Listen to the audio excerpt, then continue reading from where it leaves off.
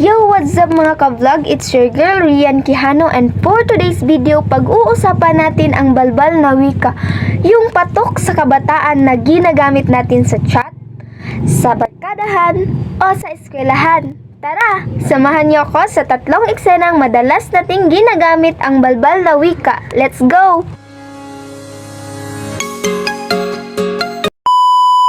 Ay, grabe, haba ng quiz kanina, no? Same, wala na. Brain cell ko ngayon, naglayas na. Pero ikaw pa rin yung top. Huwag ka nang magdrama dyan. Lodi ka eh.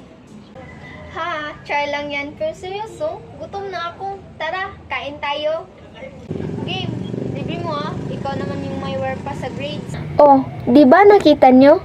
Ito yung mga salitang lutang, char, lodi, werpa, puro balbal. Ibig sabihin, ito yung mga makabagong salita na ginagamit ng kabataan para maging cool at mas madali ang pag-usap.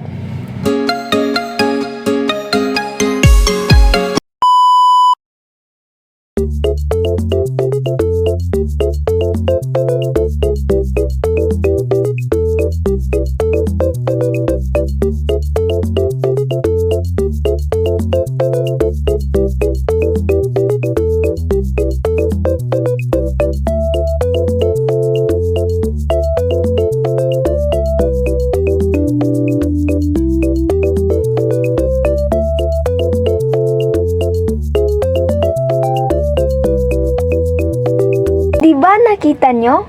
Laging may balbal na term kapag online.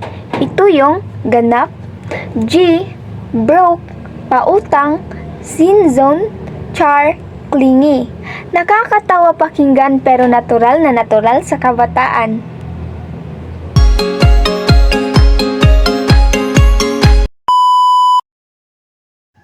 Uy, legit ba yung chika mo kahapon? Crush mo daw si Jan?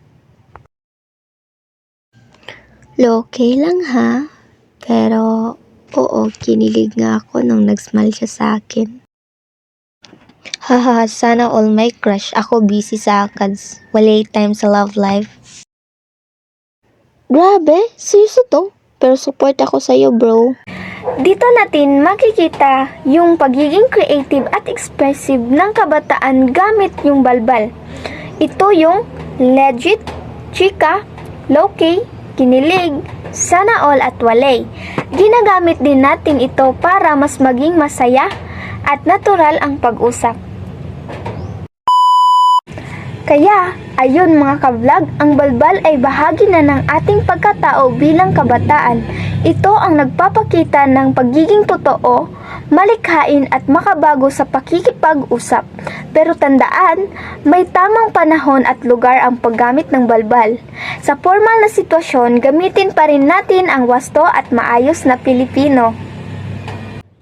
Kung nag-enjoy ka sa vlog na to, don't forget to like, share, and subscribe. Hanggang sa muli, still chill mga ka-vlog!